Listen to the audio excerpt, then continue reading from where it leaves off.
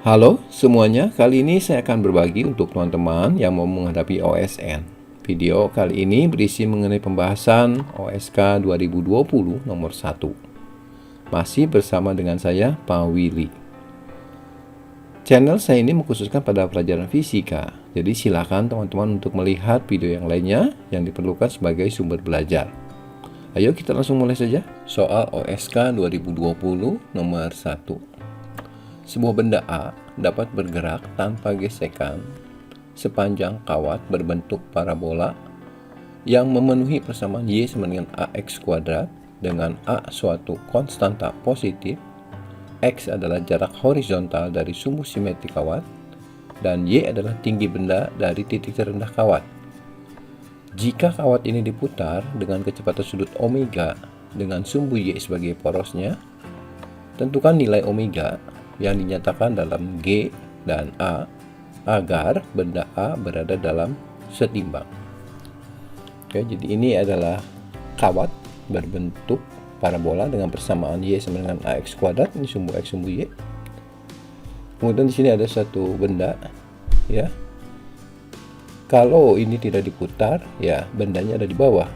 Tapi begitu diputar, maka benda ini akan menuju ke setimbangannya dan bergerak di posisi tertentu. Misalkan di suatu saat posisinya seperti ini ya, di titik ini jaraknya ke sumbu simetri adalah X dan tingginya dari titik terendah adalah Y. Ini tentu saja di bawah pengaruh gravitasi dan kecepatan sudut omega, dia akan membentuk lintasan. Kalau kita buat jari-jarinya seperti ini R. Nah, sekarang kita lihat persamaan geraknya ya. Saya ambil free body di titik ini di suatu keadaan. Saya gambar ulang ini bendanya ya. Ini anggaplah sebuah cincin gitu. Dia punya gaya berat. Kemudian ini adalah garis singgung ya, dan juga garis horizontal. Katakanlah membentuk sudut theta. Setelah itu kita lihat gaya yang lainnya. Tentu saja ini cincin berarti ada gaya normal ya. Kemudian ada satu lagi, kita perhatikan di sini. Sistem ini kan bergerak dengan percepatan sentripetal tertentu ya. Nah, berarti cincin ini mempunyai gaya sentrifugal ya, karena pengaruh dari putaran kawat ini. Ya, jadi dia ada sentrifugal ke arah luar, dan cincin ini berada dalam kesetimbangan ya. Kalau kita berada di dalam sistem kerangka parabola mengikuti gerakannya, maka cincin ini diam di posisi ini ya, menurut kerangka acuan pengamat yang berada di dalam parabola ini. Tapi kalau di lantai itu beda ya. Oke. Nah, sekarang saya akan menggunakan prinsip gaya fiktif ini ya. Jadi gaya sentrifugal itu adalah gaya fiktif ya. Oke, mari kita lihat dia membentuk kesetimbangan. Kita mulai dengan sigma F sama dengan 0 ya. Jadi keseimbangan terjadi antara N, W, dan gaya sentrifugal itu. Saya akan menyelesaikan dengan prinsip diagram vektor ya. Jadi saya mulai dari gaya yang diketahui itu W pasti ke bawah. Kemudian saya bisa gambar berikutnya N dulu atau Fs dulu ya. Saya pilih Fs dulu saja. Dia ke kanan ya. Nah, pasti nanti vektor N itu dari sini ke sini ya. Karena kalau sigma F sama dengan 0 berarti diagram vektornya tertutup. Nah, sekarang theta. Ini theta adalah sudut antar garis horizontal ya dengan garis singgung ya. Nah, kita lihat bagaimana hubungan theta di sini. Ini horizontal, saya buat garis jajar dengan garis singgung, ini theta ya. Tentu saja ini garis singgung ini kan tegak lurus terhadap garis normal ya. Sehingga kalau ini theta ini 90 berarti ini, sehingga garis bantunya ini theta-nya ya. Ini 90 theta, ini theta.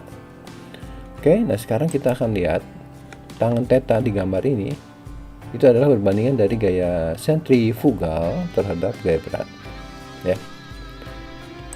Nah, kita substitusi gaya sentrifugalnya adalah M omega kuadrat kali R yang besarnya sama dengan gaya sentripetal ya.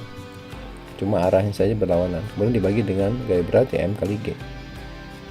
Nah, di sini kita mendapatkan persamaan nilai tangan theta dalam bentuk persamaan sederhana adalah omega kuadrat kali R-nya ini adalah tidak lain adalah X-nya sendiri dibagi dengan G. Jadi ini adalah persamaannya. Nah, sekarang masih ada variabel yang ini ya. Dan sekarang kita lihat persamaan yang lainnya untuk menyatakan G dan A ya. Di sini A nya belum muncul, A sendiri kan ada di dalam persamaan parabola. Berarti kita harus menghubungkan sudut ini dengan persamaan ini. Kita tahu dari matematik bahwa garis singgung ya itu adalah turunan pertama fungsinya. Jadi saya akan turunkan mulai dari persamaan parabolanya Y sama AX kuadrat. Saya turunkan menjadi dy dx yang nilainya sama dengan 2 kali A kali X ya. Oke, setelah itu kita tahu bahwa dy dx itu sama dengan gradien atau tidak lain adalah dengan tangen theta ya, sama dengan 2ax. Nah, setelah itu tentu saja kita tinggal gabungkan antara persamaan ini dan ini ya.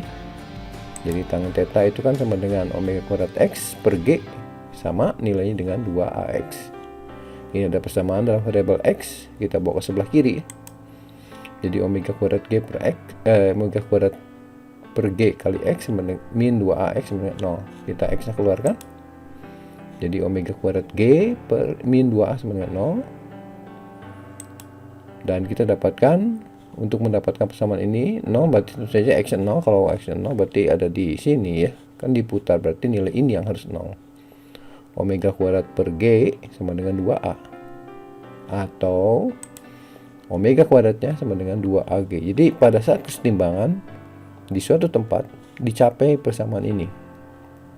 Di sini kelihatan bahwa yang mendorong benda itu ke atas itu adalah omega ya. Kalau omeganya kecil tentu saja posisinya dia akan di sini rendah ya. Tapi kalau omeganya besar dia akan ke atas. Jadi kalau masih dari dalam parabola ini ya tentu saja syaratnya omega kuadrat harus kurang dari nilai 2AG-nya. Kalau lebih besar ya berarti dia tidak stabil, ada di luar ya. Oke.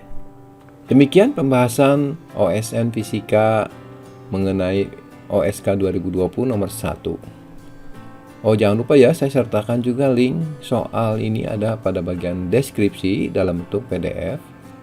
Jangan lupa juga dong untuk subscribe bagi teman-teman yang merasakan manfaatnya. Dan silahkan untuk komen yang positif dan membangun untuk pengembangan channel saya ini. Baik, sampai di sini. Terus semangat belajar dan semoga sukses di OSN nanti ya. Terima kasih.